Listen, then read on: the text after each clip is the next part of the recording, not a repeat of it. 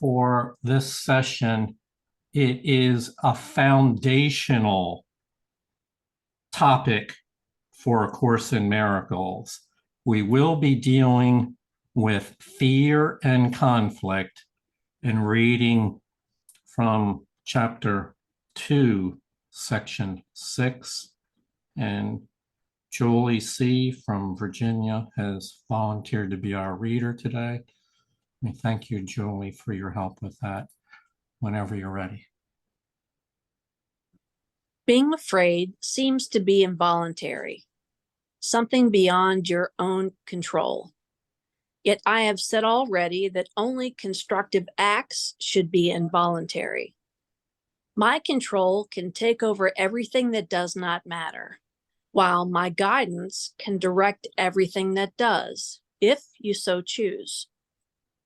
Fear cannot be controlled by me, but it can be self-controlled. Fear prevents me from giving you my control. The presence of fear shows that you have raised body thoughts to the level of the mind.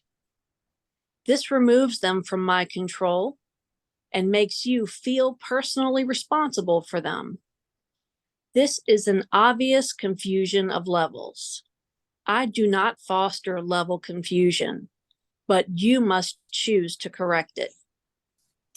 So there are a number of ideas right here in paragraph 1 that exist what I might call introductory, intermediate, and advanced levels of comprehension and understanding. We're going to focus more on the introductory, intermediate level, but I'll make reference quickly to the advanced level, which is to distinguish between the difference between Christ's guidance of your thoughts and your mind, distinguish that's on one level of the mind, and distinguish that from Christ's control on the physical level of your actions in the moment of a miracle. There's a distinction there, and we willingly volunteer to allow Christ to guide our mind.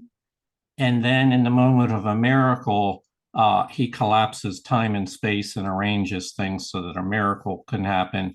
That is to say, he steps in and exhibits his control.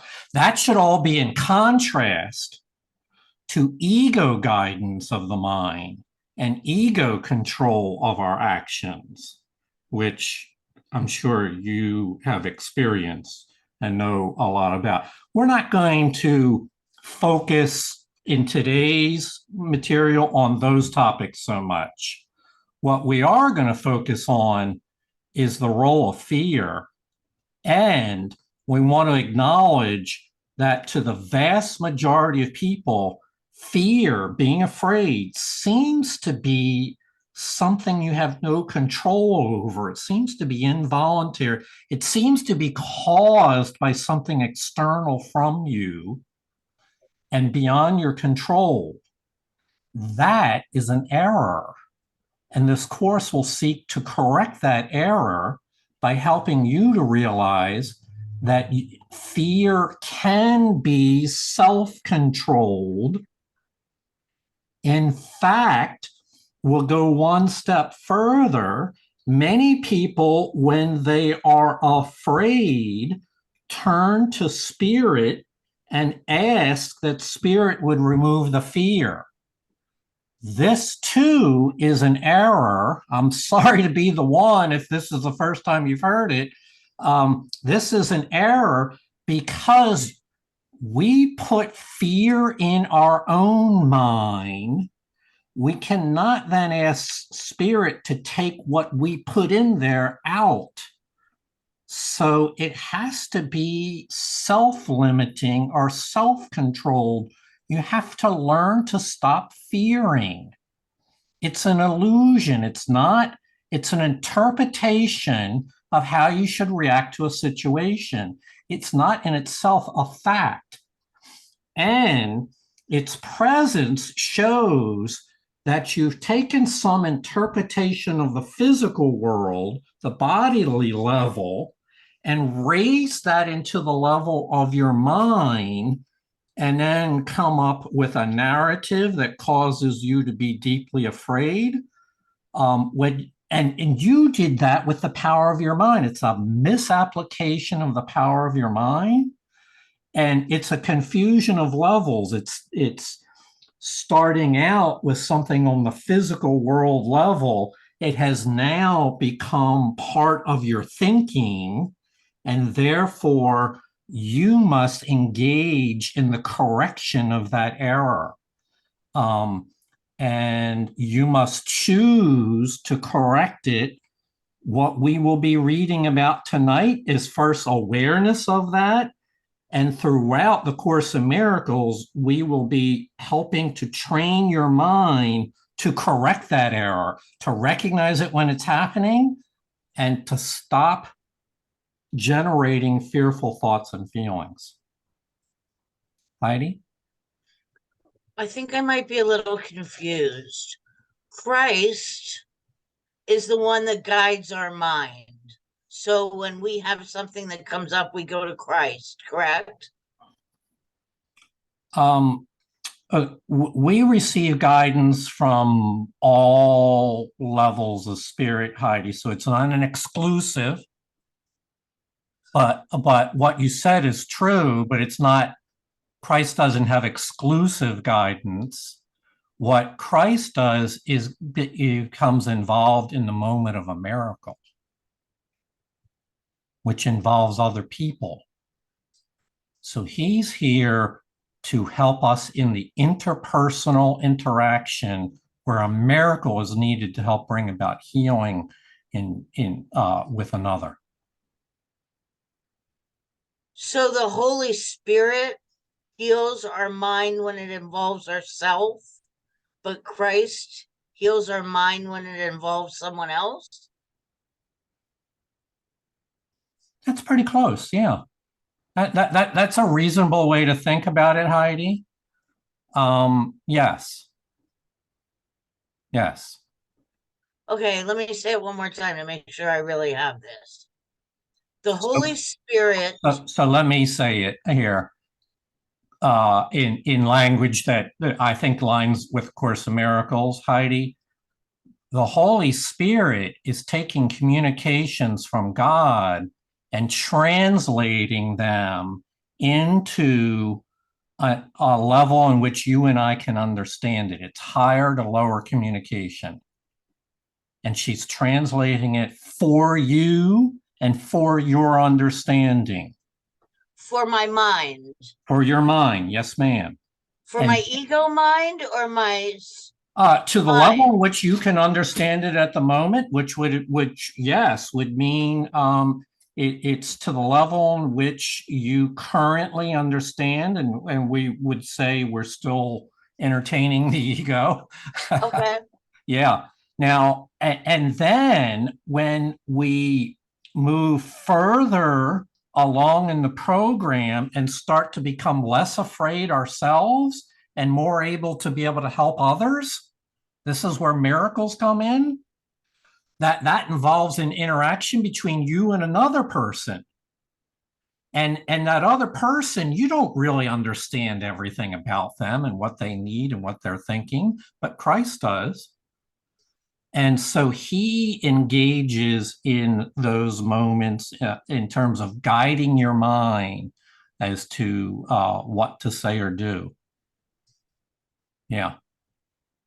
So, Heidi, don't worry about these distinctions between Christ and the Holy Spirit. It is true, but don't allow your mind to get into a spin about it. Think of it as a intermediate advanced topic that's not fundamental to our initial understanding, which is why you haven't already understood these things, because it's not fundamental there. Noelle? In terms of getting rid of fear, there are different ways to do it. One, according to a bestseller a while ago, feel the fear and do it anyway. And based on that is not to deny the fear, but to feel it wholly. And then after a few minutes, it kind of goes away, and other things, because the way the mind works, takes its place. Noel, can I ask you what program are you quoting there? What program? What teaching system? Oh, well, I guess psychology for one thing. Yeah. Okay. So, I sense that too as well. I've heard those words in therapeutic frameworks. We're going to use a different curriculum here. Okay. Sure. So we're if those programs had worked, you'd see large numbers of people would be free of fear now. So we're going to work with a different curriculum that has a radically different approach to the source of fear, how to respond to it, and what our role is in it. So, let's say that those teachings that you just cited were enough to get us to where we are now. And in order for us to be able to move forward further, we need additional insights that may not be entirely consistent with what the psychologist taught us. Well, what you said earlier, to me, is an alternate way in, which is to realize that fear, I wrote it down, is an illusion, an interpretation Yes. by the ego of how we're responding. It's not the truth. It's not truth and it's not real, and therefore we should not use our mind to dance with it, which is another way of saying to embrace it, to welcome it, to nourish it within our thoughts. That would be allowing the mind to wander into the darkness. Yeah. And this is a program that is just the opposite of that. It teaches that you need to learn to train your mind not to wander into darkness. And if you start and have a moment of embracing it, to recognize quickly what you're doing and to immediately turn to the Holy Spirit and say, I don't want to be doing this. This is not my choice. I made a mistake, but I withdraw that choice. Okay, so we are making a sharp distinction between, I'll call them 20th century teachings of psychology and the approach in the course. It's not to say everything is going to be erased from that. The psychology was brilliant in that it gave us a language and an understanding of the role of mind and got us to this point. But we're going to use a different source for how to heal from these things. Would you say also that replacing fear thoughts with true thoughts is one way? Yes, we would. We would call it denial of the error and affirmation of the truth, which is a replacement. And that also is not giving power to the fear and not letting it overtake you. That's right. And not spending hours staring at the abyss, the darkness, not replaying it in your mind over and over again. Okay, so comments here are illustrative of the importance of this topic. I think we all know that. Susie? It just reminds me of the lesson that power of decision is my own. However, I need the help of the Holy Spirit to heal my mind. So the power of decision is to like you said, be aware. It's my decision if I'm letting my fear thoughts be there or not. But I need help to heal my mind and to heal my thinking. So that's just what came up for me. The power of decision is my own. Absolutely. So there's a sharp distinction with psychology. Perhaps with maybe there's an exception somewhere, I don't know, but broadly, psychology would not tell you to turn to the Holy Spirit to guide your healing process. Right. It would tell me to walk through the membrane of fear. Right. Yeah. Right. So we're not knocking psychology. Matter of fact, we couldn't be having this conversation had there not been a psychological century of breakthroughs. But that's not to say it had it had a perfect understanding of healing. All right, we're going to go on. So what we talked about here right away is level confusion. Seeing something in the physical world happens, a situation happens, and then we interpret it as being threatening to me. And then that gets raised into my mind, and I start to wonder, how should I respond to this threat? So it's level confusion. The mind is now engaged in something that it saw in the physical world. You must choose to correct this level confusion. It's your interpretation, your mind that was engaging in the confusion. Your mind must be a part of the correction. Let's go on. I do not foster level confusion, but you must choose to correct it. You would not excuse insane behavior on your part by saying you could not help it.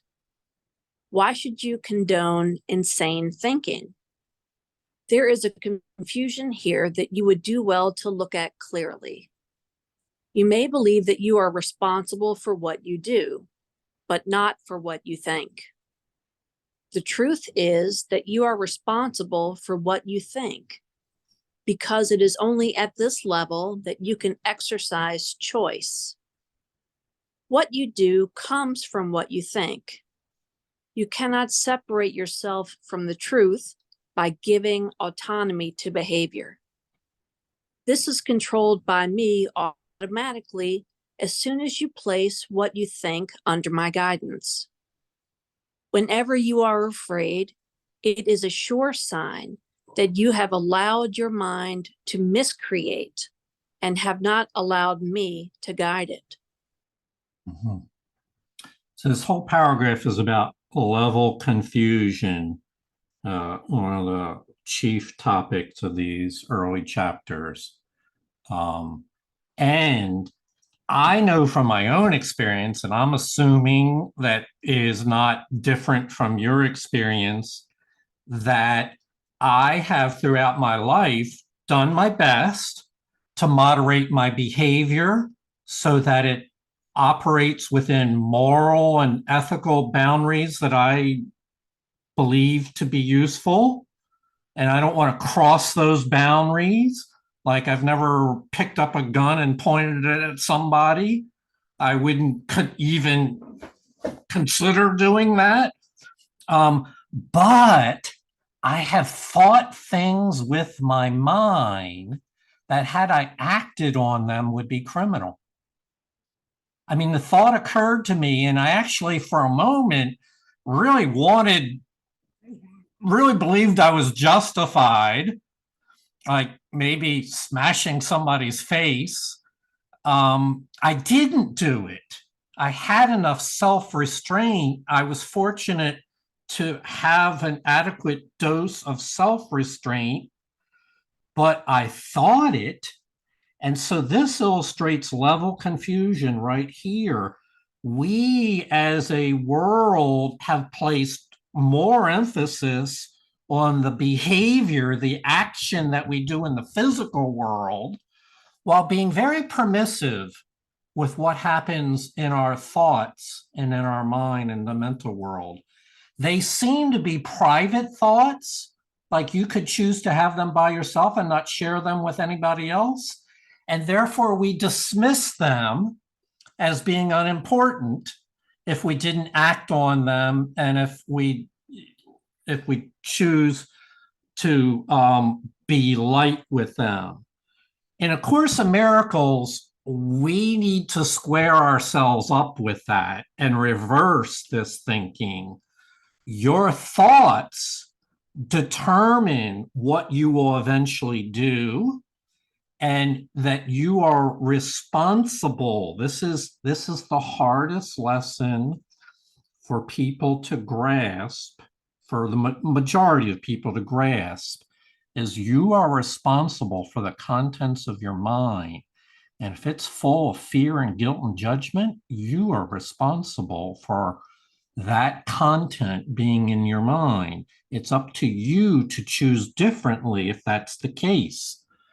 So you can't, so we need to learn that whenever our mind is moved into a dark place, and maybe we're thinking about we want to smash somebody's face or get revenge or whatever it is, that's using your mind as a weapon. Weaponizing your mind is a term I'll give it. And that is the source of the problem here, allowing your mind, which was intended to create in love, now to be used as a weapon to entertain hurting people. And we cannot go forward until that fundamental issue is recognized and we learn to correct it. This is a foundation stone. This is fundamental of how we use our mind. And it is my view that largely none of us have been trained in any of this. How do we use our mind as a device for bringing about love in the world versus using our mind bringing about fear? Most people say I had no idea that that was what I was doing. So that's fundamental learning, and we're not finished with it yet. Julie? It is pointless to believe that controlling the outcome of misthought can result in healing. When you are fearful, you have chosen wrongly. This is why you feel responsible for it. You must change your mind, not your behavior. And this is a matter of willingness. You do not need guidance except at the mind level. Correction belongs only at the level where change is possible. Change does not mean anything at the symptom level where it cannot work. Because at the symptom level, the cause remain, if we manipulate the symptoms, which in this case are behaviors or action, the cause of that is at the mind level, and that goes on unaddressed. So we must learn to change our mind. We'll go into this aspect of what is the cause and what is the effect more in the next section, cause and effect. So we're just pre-echoing it today, but we have to deal with the cause, which is in the mind. And oftentimes, people will say when they're in a fearful state or feeling guilty or revenge, that they feel it so strongly. And then they conclude, therefore, it must be real. I feel it so strongly, it must be a reflection of the truth of what I am, of who I am. It must be real. Well, you might have learned that somewhere else, but you're not going to learn that here. what you're going to learn is that when you're fearful, yes, it will feel real, but it does not mean it's true. It means that your mind has moved in the wrong direction. It has moved in the direction of guilt and judgment and fear. And as a result, yes, you feel responsible for it, but this means because you're in the domain of an error. And so we do teach in A Course in Miracles that when these fearful feelings come up, pay attention. They are the best warning signal you could have, is that your mind has gotten off the path of right-mindedness and onto the path of wrong-mindedness. Matter of fact, we know that you can start to feel those feelings within less than a second. If you pay attention, your body will respond with adrenaline, with cortisol in less than a second. Pay attention to that. And what we will learn later is being filled with those feelings of fear is not normal. We call that part of insanity. Normal is to be at peace and be calm and tranquil and feel safe and secure. But to be flooded with fearful chemicals is unnatural. And so, therefore, this course is premised on changing your mind, and then the behaviors will follow as a result of having changed your mind. So, the cause is in the mind, the effect is in the behavior, or what we will also refer to as the symptom level. So let's take some comments. Joy?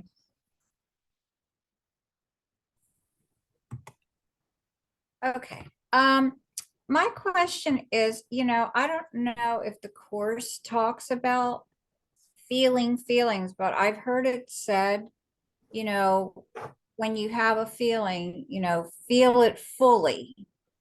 Where'd you hear that? Where'd you hear that? I guess maybe it was some other program. I think so. Because that would screw me up, because I feel like I feel everything so deeply and intensely. Mhm.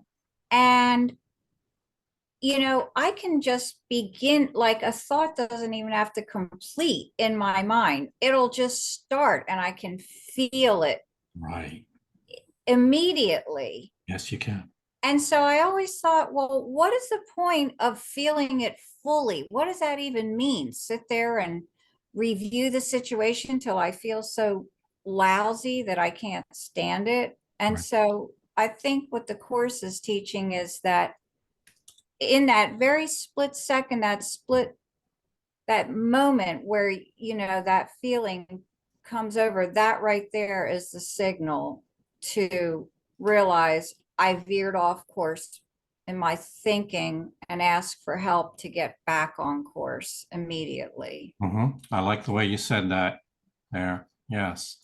And Joy, there's something that we read earlier. I would like to be quoted exactly, but I'm not able to. What happens, Joy, is that we give all feelings and all thoughts equal power, making no distinction between whether or not they are for our good or for our wrong-minded or right-minded. This course is premised on you must learn to distinguish dark thoughts from life-affirming thoughts. You must learn to distinguish fear from love. And yes, feel the love. But it is a profound error to be feeling the fear and embracing the fear and what I call dancing with fear. Okay, so that's where the correction comes in. We must first learn to distinguish love from fear. Without that skill, I don't think we can progress even in this program. Mhm. And because what it will do is mean we'll just give equal power to everything and be completely confused. Thank you. Very helpful. Yeah, good. Susie? That just reminds me of we have no neutral thoughts. But what I was going to say is the whole conversation that you were talking about brings me back to the sentence from yesterday when it says, all forms of healing rest on this no, wait a minute. Fundamental distinction? No, responding to any form of error with anything except a desire to heal is an expression of this confusion of right-mindedness or wrong-mindedness. So I always have to have the willingness, the desire to heal. And it's just amazing how these chapters, they just weave right into each other, so anyway, I have to have the desire to heal my fear thinking, and the power of decision is my own. Yes. So anyway, that's it. Mm-hmm. Yeah, so to go back to something we said before the actual class began, and Joy, this is in response to your comments, questions, but it's for everybody. These two states of mind are diametrically opposed. Prior to the Course in Miracles, we had no idea there were even two different states of mind, we weren't clear with these, it was obscured. And we would embrace whatever thought came down the pike, so to speak, arose in our mind. Whatever feeling arose, we would embrace it. This course teaches that one will lead to your self-deception and the other will lead to the truth. And we must learn to distinguish those two so that we don't continue to deceive ourselves. Okay, so Noel, you had a comment. As this is to answer Joy, and also another member reminded me that feeling the fear, when we do, we can ask the Holy Spirit for help. And that means giving up to the truth. Okay, so here would be a subtle distinction here.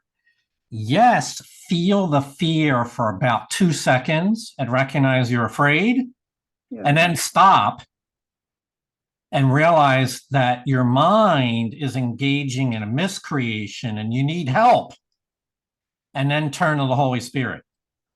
So we don't want to teach that you become unconscious, that the fear is creeping over you, but you don't want to stay in that state, because if you do, it is certain it will drag you further into itself, which is being dragged further into the illusion. So it's taking responsibility. It is. Yeah, right. It is.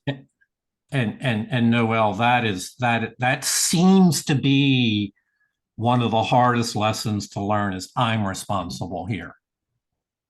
It's up to me to choose differently in those situations. Yeah. Heidi? I think one thing that may help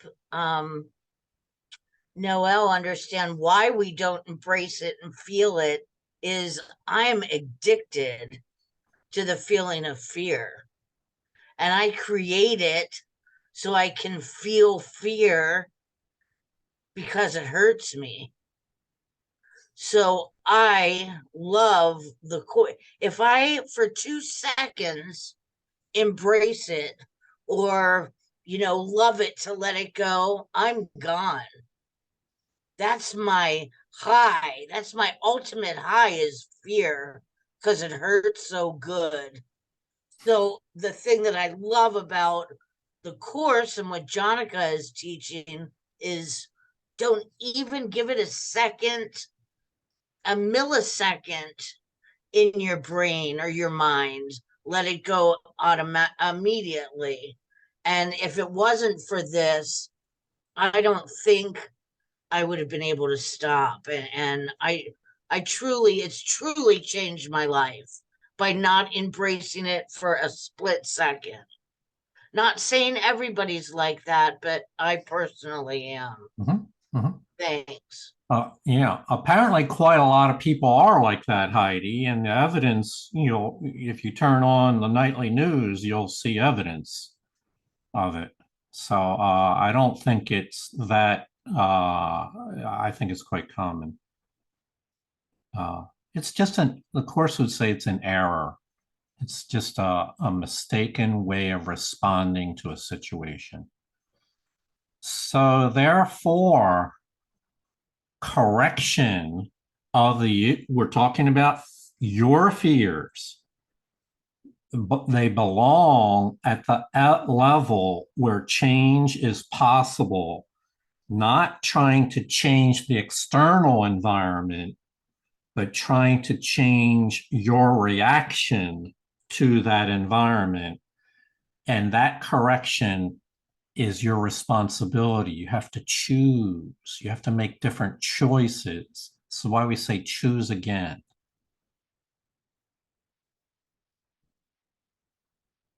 Let's go on. The correction of fear is your responsibility.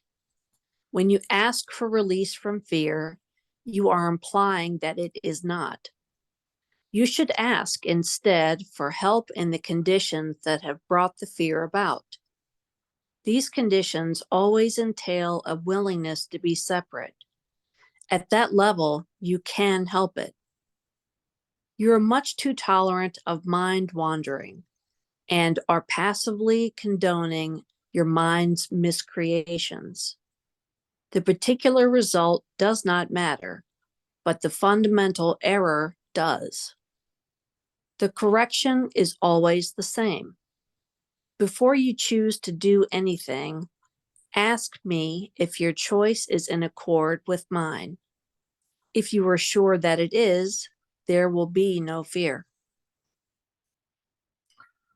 So we're trying to do two things here. One, we're trying to encourage you to set aside what you already believe you should do when you're fearful. Your past learning, which would be, for instance, this sounds pretty good. When you're afraid, immediately turn to the Holy Spirit and ask the Holy Spirit to free you. That sounds pretty good. However, the condition that brought the fear about is not changed at all. We're merely attempting to rectify the symptom. What the Course teaches is that you should ask instead. Now, I'm not making this up. We're just reading the words. You should ask instead for help in the conditions that brought the fear about. Why is my mind wander into fear? And if you can learn to correct that, then you would have permanently learned the lesson that would help you avoid fear. So we're not just attempting to momentarily absolve you of fear. We're attempting to teach you to stay out of the fear to begin with, and thus correct your mind. So it begins with responsibility, and part of it is recognize that your mind departed from spiritual guidance. You deceived yourself and thought you could figure it out on your own. It means it's a willingness, and we're not trying to impart guilt here, but we are acknowledging an error, a mistake that can be corrected. So the conditions always entail a willingness to be separate, and that's something that you can help change. A willingness to be separate can be transformed in a willingness to join with Holy Spirit. The reason why we fell into a willingness to be separate is because we tolerate our mind wandering into the dark zone. I call it driving into the ditch again, and passively condoning your mind, the power of your mind being used for miscreation. It's a passive thing. You don't need to do anything. You just let it wander away and it'll go there. Everybody on this meeting has done this. So we know it from experience. Passive mind wandering, the opposite of that is watching your mind, guarding your thoughts, and training your mind that, no, I don't want to go there. I don't want to entertain what will happen if nuclear war breaks out. I don't want to put my mind through all those thought cycles. Let's go a little bit deeper. When your mind does go into miscreation, the particular thoughts you're thinking don't really matter. They're just illusions. What matters is the fundamental error that you allowed your mind to do that to begin with. That's where the healing has to occur. So, Holy Spirit, teach me not to do this anymore. Teach me not to drive my mind into miscreations, into the ditch. And when you learn that the correction is always the same,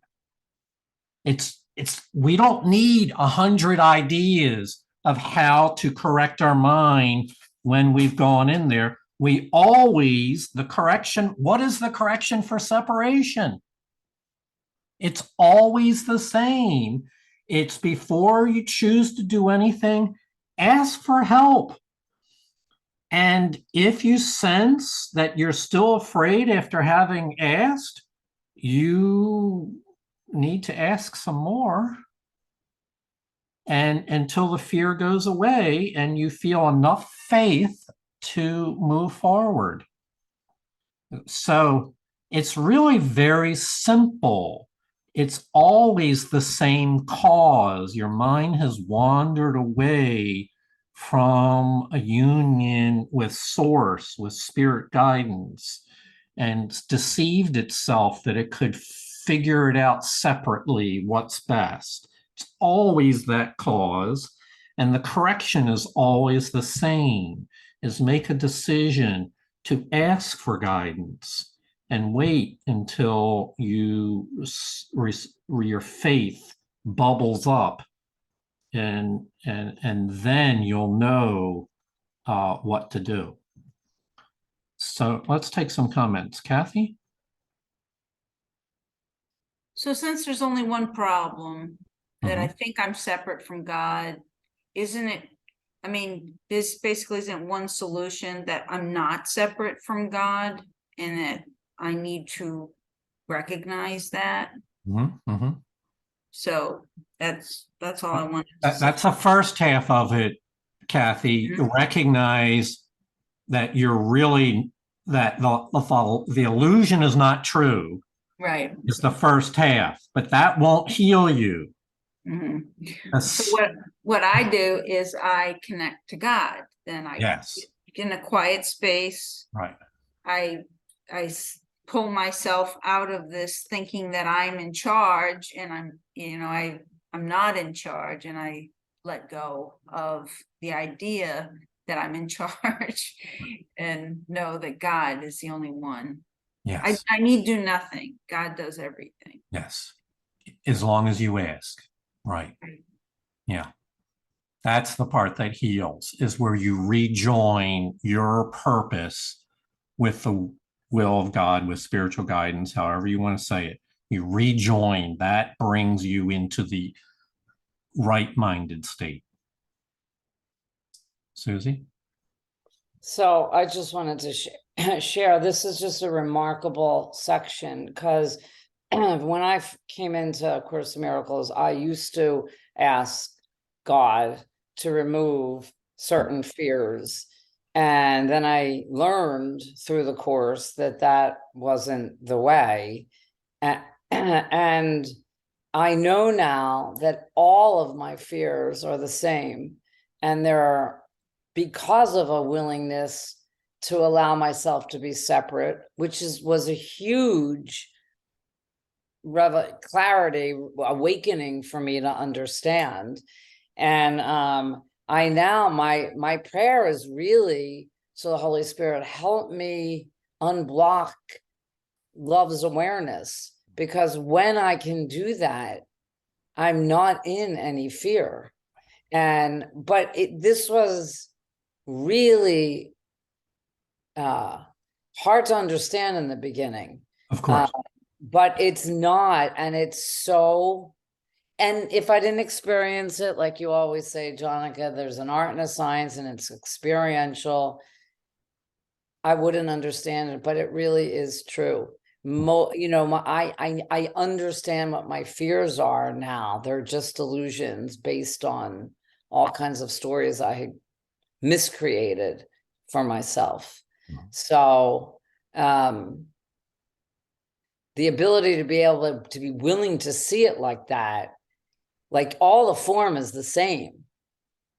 And it all starts in my mind and with my thoughts. So I just help for correction with my thinking instead of asking for removal of fear. You got it. That makes any sense. Well said, Susie. Thank you. You echoed that really clearly. Noel? The second sentence, ask instead for help in the conditions that have brought the conditions. Mm-hmm. It seems to me from what you are saying that there's only one condition, which is the mistaken belief that we're separate. I mean, I can't imagine that he's saying that we should recite all physical and emotional conditions for for something that we're afraid of, right? Yeah. We would say it's the conditions, but they're well, here we go. Yes, the primary state is the belief that we're separate, but how did we get there? Because our mind passively wandered away from the memory that we're here to help and to heal and be miracle workers. So that's an aspect of why we're separate, because our mind's not trained. So part of the condition, correcting this condition, is introduction to the workbook. Paragraph 1, an untrained mind can accomplish nothing. It's a part of the condition, Noel. An untrained, all this that we're reading here, can I call it theory, a theoretical framework, cannot be attained without mind training, the practice that we talk about. You can understand the theory and not have the practice, which would limit your understanding of it as well. But the point is the separation occurs because of a passive attitude towards the mind that permits miscreations to occur as if it were, quote, normal and okay. Completely unconscious that the mind has wandered into guilt, judgment, and fear, and then just allowing that to run and run and run. That's part of the conditions that cause us to be afraid. Heidi? You know, it's pretty cool. Basically, there's only two emotions, fear and love. So if I take fear, almost like the steps in AA, and admit that I'm powerless over fear, and then in step two, come to believe that a power greater than myself can restore me to love, everything really falls into place. So as long as I feel like I'm not breaking down each individual fear, you know, keep me Right. from fear of it's all one. Mhm. You Yes, know, I'm powerless over fear, period, right. no matter what it is. And what's going to restore me is love, which is God. Okay. Correct? Yeah, yeah. What you did there, you did it, and Susie did it as well.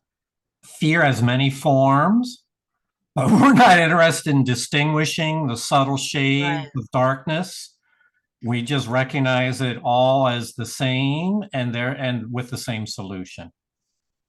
It's called generalizing, and it's one of the things that will accelerate your learning as you learn to generalize and not waste time analyzing subtle shades of darkness either in yourself or in another person. Just move immediately to the correction. All right, let's go on. So this is a deep topic. We will cover as much as we can in one session, but really nothing could be more important than to understand this framework and understand it well. Fear is always a sign of strain, arising whenever what you want conflicts with what you do. This situation arises in two ways. First, you can choose to do conflicting things, either simultaneously or successively. This produces conflicted behavior, which is intolerable to you because the part of the mind that wants to do something else is outraged. Second, you can behave as you think you should, but without entirely wanting to do so. This produces consistent behavior, but entails great strain. In both cases, the mind and the behavior are out of accord, resulting in a situation in which you are doing what you do not wholly want to do. This arouses a sense of coercion that usually produces rage, and projection is likely to follow. Whenever there is fear, it is because you have not made up your mind. Your mind is therefore split, and your behavior inevitably becomes erratic. Correcting at the behavioral level can shift the error from the first to the second type, but will not obliterate the fear. Mhm. So we'll save analyzing these two conditions for a master class. Suffice it to say that whenever you are in a situation where you're doing what you don't really want to do, you're going to be split and you're going to be afraid. And this is going to cause inner conflict within you. I actually think, can you imagine somebody that's about to perform a very bad action, like a criminal action, but feels very mixed feelings about it, knowing that they shouldn't do this? They're split. They're about to do it maybe because they want the money, but inside they're not really wanting to show up with their life in this way. They're split. And this produces fear, and it can have many forms for you and I.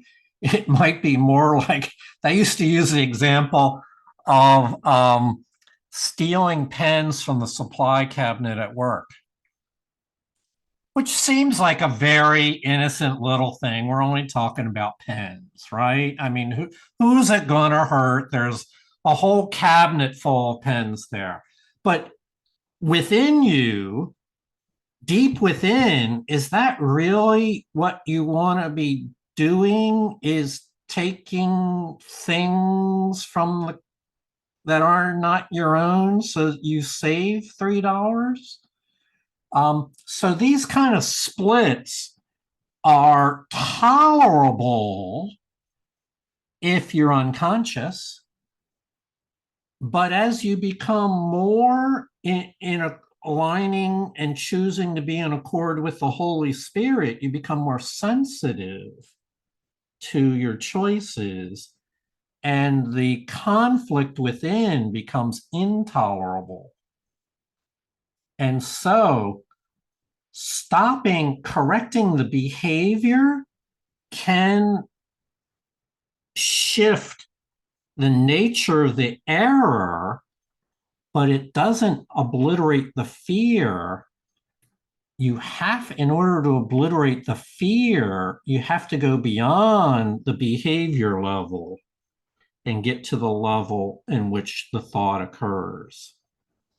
And so everything that we do going forward is around focuses not so much on the behavior level as in correcting the mind. The assumption is in the Course of Miracles that if everyone walks around right-minded and guided by the Holy Spirit, behaviors will immediately improve all over, because people will not be afraid. They'll not be making choices out of fear. They'll instead be making choices out of a desire to be helpful. Doesn't mean they're always right and being guided by the highest mind always, but at least now their state of mind is vastly improved. I really love this next paragraph. Julie? It is possible to reach a state in which you bring your mind under my guidance without conscious effort, but this implies a willingness that you have not developed as yet. The Holy Spirit cannot ask more than you are willing to do. The strength to do comes from your undivided decision. There is no strain in doing God's will as soon as you recognize that it is also your own. The lesson here is quite simple, but particularly apt to be overlooked. I will therefore repeat it, urging you to listen. Only your mind can produce fear. It does so whenever it is conflicted in what it wants, producing inevitable strain because wanting and doing are discordant. This can be corrected only by accepting a unified goal.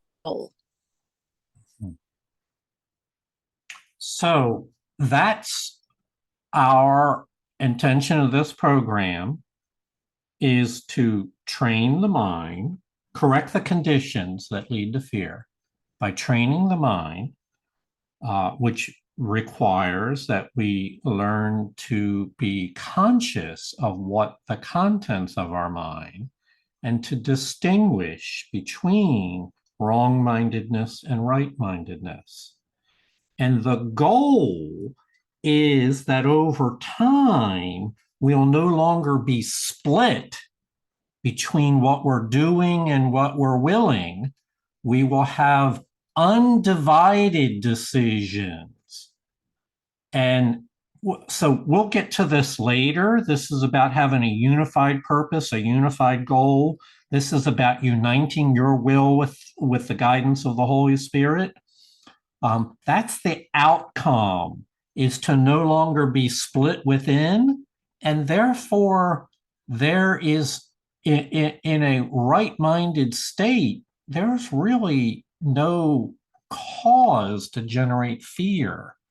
There's no inner conflict because our purpose and our goal is clear. Our guidance of the Holy Spirit is we maintain that state without passively wandering into darkness. And we learn when we do make a mistake to quickly recognize it and correct it. So in that sense, this is a very simple plan. It does require a reversal in the way that we perceive ourselves and the world. And it does definitely require that we train our mind to stop doing those things which we thought were normal in the past. Let's go on. The first corrective step in undoing the error is to know first that the conflict is an expression of fear. Say to yourself that you must somehow have chosen not to love, or the fear could not have arisen. Then the whole process of correction becomes nothing more than a series of pragmatic steps in the larger process of accepting the atonement as the remedy. These steps may be summarized in this way. Know first that this is fear. Fear arises from lack of love. The only remedy for lack of love is perfect love. Perfect love is the atonement. So the fundamental message that I would have for you is to memorize the first step. So when we're afraid, what in the first seconds when fear arises in our mind, and it's very easy to precipitate fear in the mind of somebody. So this is not uncommon. I think that'll happen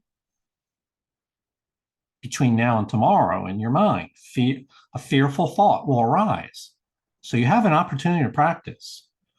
But your first step is vital because that determines whether or not you try to bring about your own solution and fix it yourself, or follow the guidance that's being given in this program.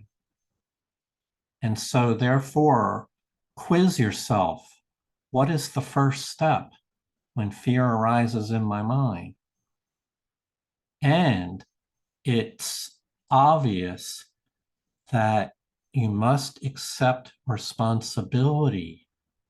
I must have chosen not to love. I must have allowed my mind to enter into a state which is separate and apart from the presence of love.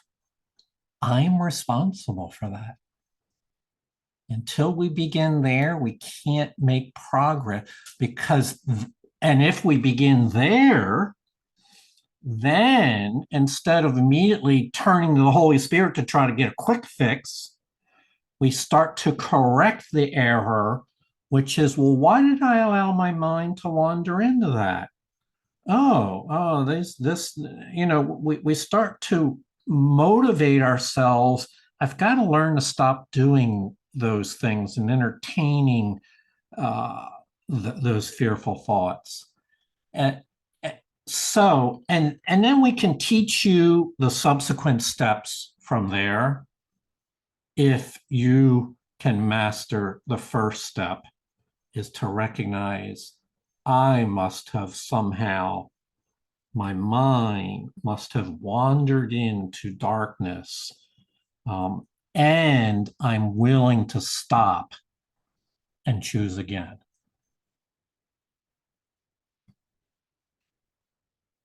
All right,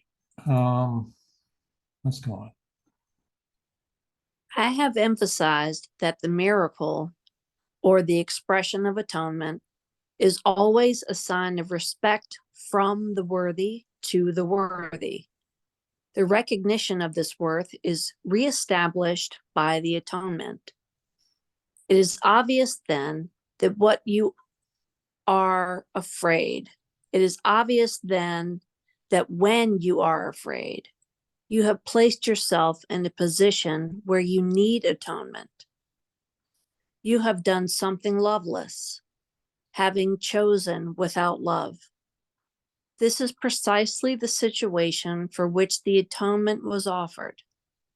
The need for the remedy inspired its establishment. As long as you recognize only the need for the remedy, you will remain fearful. However, as soon as you accept the remedy, you have abolished the fear. This is how true healing occurs. Mhm. So these last few lines here refer to something that I was trying to, with Kathy a little earlier. Yes, you must recognize my mind just entered into a fearful state. This is a problem. Yes, that's a necessary acknowledgement of responsibility for allowing your mind to enter into that state, but it's not sufficient for healing. For healing, we must accept the remedy, which we'll call the atonement. We must accept that there is a state of mind different from my fearful mind that I can choose, which is actually the true state where there is not a breach between me and love or between me and anyone. It's a state of union. And in that state, everything shifts from there. And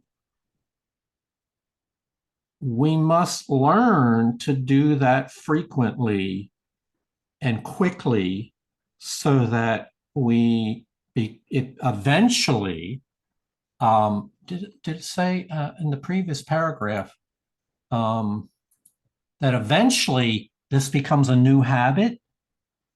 Fear comes up in your mind, you recognize right away, oh, there it goes.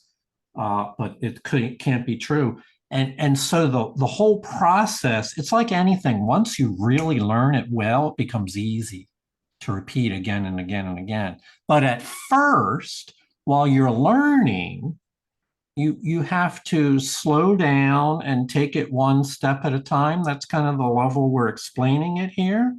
But our goal here is to get it to the point where this becomes second nature to you, just like driving is now.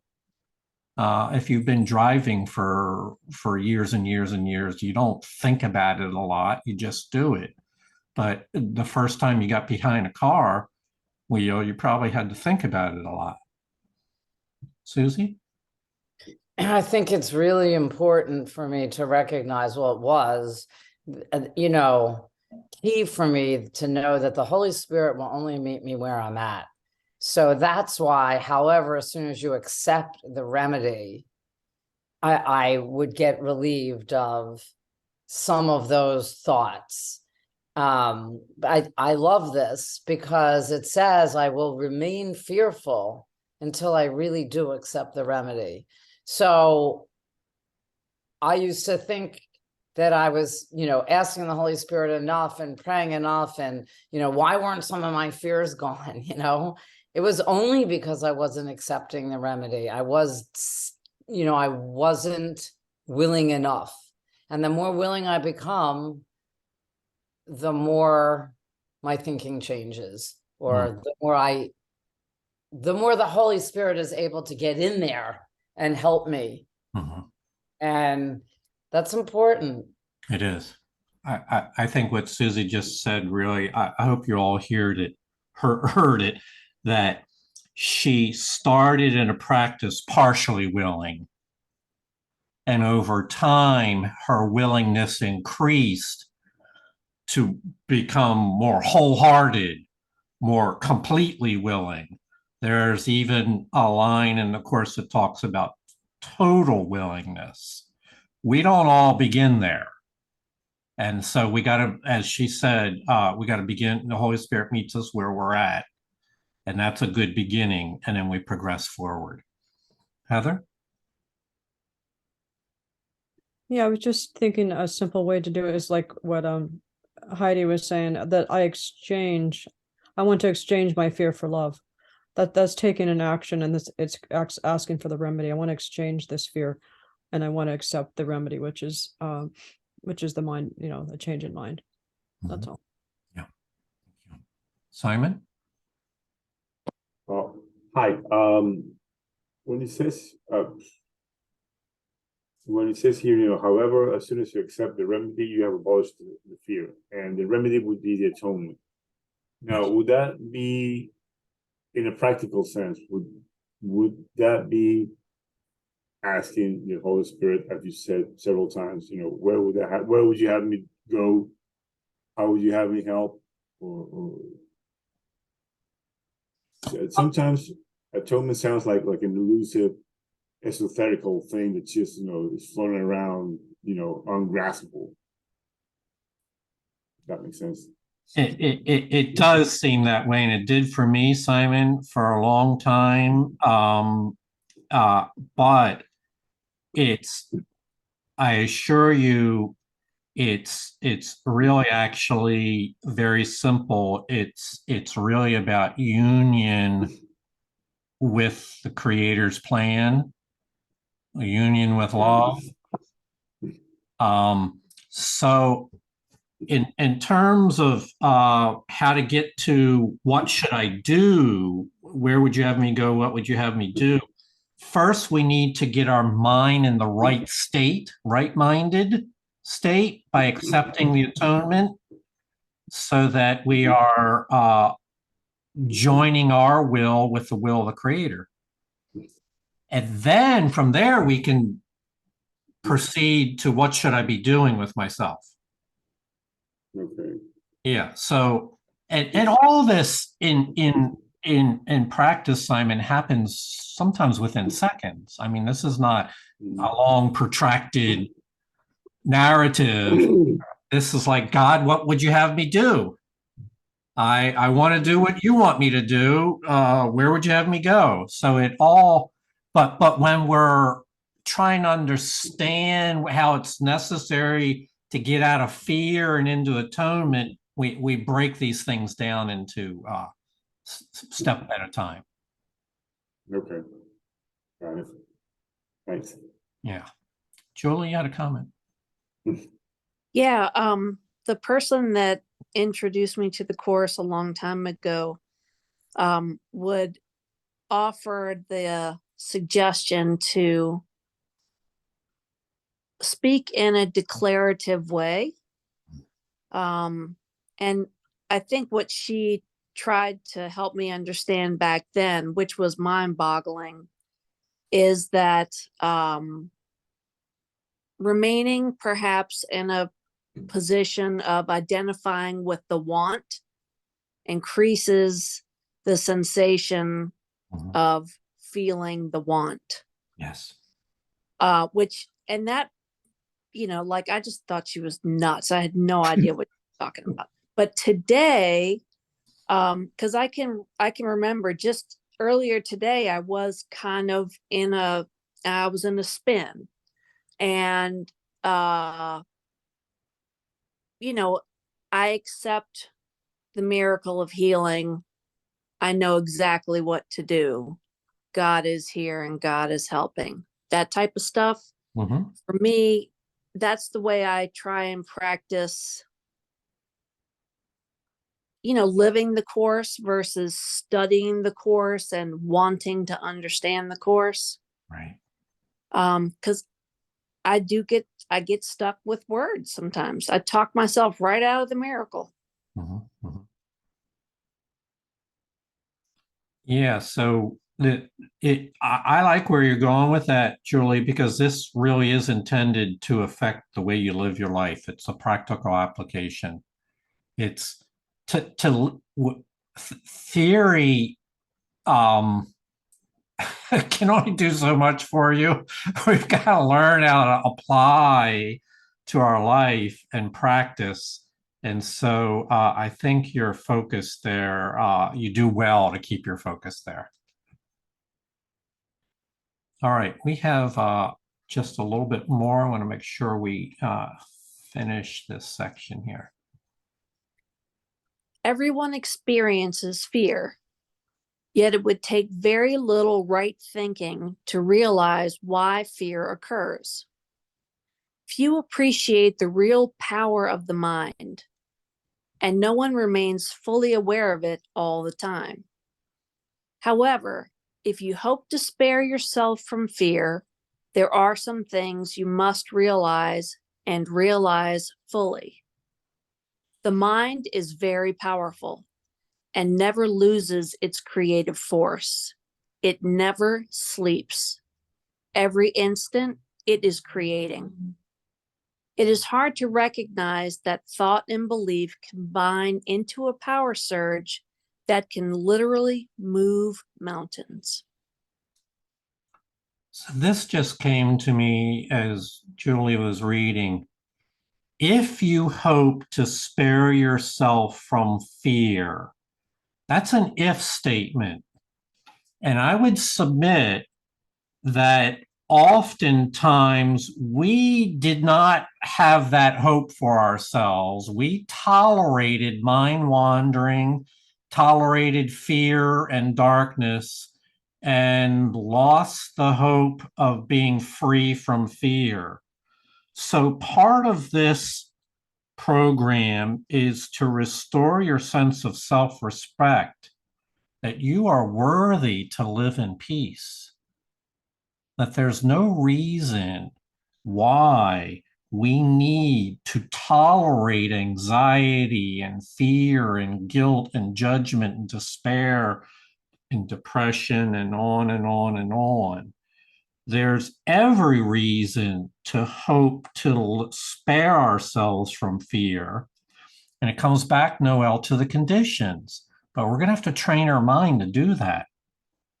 We're going to have to train our mind to stop dancing with the fear and with darkness and all the other things that allow fear to generate in our minds. And we'll take up this theme again. The mind is exceptionally powerful. This is not generally recognized. The mind, in A Course in Miracles framework, there's only one mind in all creation. It's the infinite mind of God, and you're wired into it. You might have thought you were separate and independent from it, but the truth is that we are part of the mind of God, and it is very powerful. It never sleeps. It's always creating in motion, and you have a grip, a grasp of it, but are not fully aware of what it is you've got. And so that's why we train the mind to the recognition of what it really is, what its power is, and how to use it in a way that makes you feel happy and brings healing and wholeness to others as well. So spare yourself from fear by recognizing the power of your mind and committing to training your mind so it doesn't passively wander into fearful thoughts. Julie, you had another comment. Yeah, I was looking at the statement, everyone experiences fear. Mm-hmm. So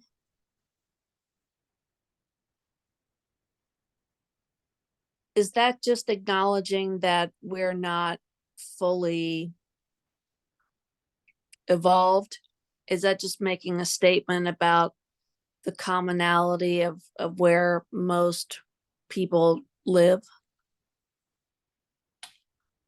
Yeah, I think so. What we would say is until perfect communication is restored, where we realize our mind is a part of the mind of God and we're nurtured by that, rather than a notion that we're going to go our own separate way and create a different plan, have our own agenda. The real issue is let me frame it this way. I like your question, Julie. There's really nothing wrong with us. We've just adopted an agenda that is terribly mistaken. And it's kind of the I'll do things my own way agenda. I've got a better plan. And in the course language, we say I'll create a life for myself, free and independent of any other universal principles. And that agenda results in this fear being generated. Correct that agenda and instead bring us back to the purpose for which creation was brought into existence, and the fear will abate. Yeah. So in other words, it's okay to comfort ourselves and to allow ourselves to dismiss discouragement at experiencing fear. Yes. Yeah.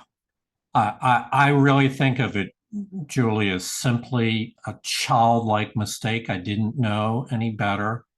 I mean, you don't scold yourself when you realize your tennis shoes are untied. It's just that it's something. Let's work on correcting it, so that there's no guilt there. There's no self-condemnation. We just immediately move towards correction. And that requires some training, because the ego wants to condemn you for that. Look at you walking around with your shoestrings untied. Can't you get it right? Entertaining that line of thought would be the other direction that would not be for our healing. Let's wrap it up here. It appears at first glance that to believe such power about yourself is arrogant, but that is not the real reason you do not believe it. You prefer to believe that your thoughts cannot exert real influence because you are actually afraid of them. This may allay awareness of the guilt, but at the cost of perceiving the mind as impotent. If you believe that what you think is ineffectual, you may cease to be afraid of it, but you are hardly likely to respect it. There are no idle thoughts. All thinking produces form at some level. Mm-hmm. So, wow, this is actually a big idea to wrap up with, and I know we're in overtime here, so we'll try to do short of it. We will deal with this again.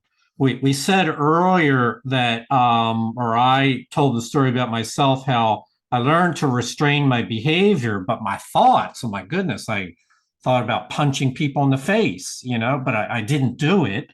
I gave myself a pass that. We prefer to believe that our thoughts cannot exert real influence. The reason for this, which is not obvious, is because, and this is really profound, friends, we're actually afraid of our own thoughts. The fear in your mind is your own thoughts. That's what you're afraid of. And so confusion around the power of your mind and its role in this life will only further this error and this mistake. We have to come to realize the power of our mind, and that our thoughts are not of no consequence, that they are all producing something at some level, even if it's just in your physical body being flooded with cortisol and stress hormones, at some level, your thoughts are producing form. And so again, this is bringing us back to, we have to learn to take responsibility for our mind and commit to training our mind so that we discontinue the behaviors that we thought were normal in the past. David? I just want to report something, if I could. It's a miracle that has occurred with me during this tonight's session. My son called earlier in the session from Ohio, and he was very distraught, and he was expressing suicidal thoughts and feeling like he wanted to kill himself and he couldn't go on and this, that, and the other thing. And I'm talking to him, and I have my computer open, and the slides keep changing every once in a while, right? And every time a line would jump out from the paragraph, and I would say that to him about the mental thinking, or, being in the higher self versus the lower self, and what do you need for healing. And it was miraculous that without any effort on my part, comments were coming to me through the readings, through the paragraph while I was speaking with him, and I was able to share with him, and we had a really productive conversation. Wow. That's really, thank you for sharing that. Mm-hmm. That makes it real. So I think we'll end on that note, on that miraculous note, and know that this is not the ending of the journey or the learning. In many ways, we are still at the beginning, setting down the foundations of our part in freeing our own minds from fear. And then later on, we'll realize that by freeing your own mind from fear, you then immediately become called to help other people free themselves from fear. And David just testified how even in the midst of what would be, perhaps a difficult moment, miracles do happen. And so we're not guiding ourselves through this journey. We are being guided in ways that we don't completely understand. So learn to trust that on a regular basis. Thank you all. David, thank you for that last share at the end, and thank you all for your shares. Julie, thank you for your reading tonight.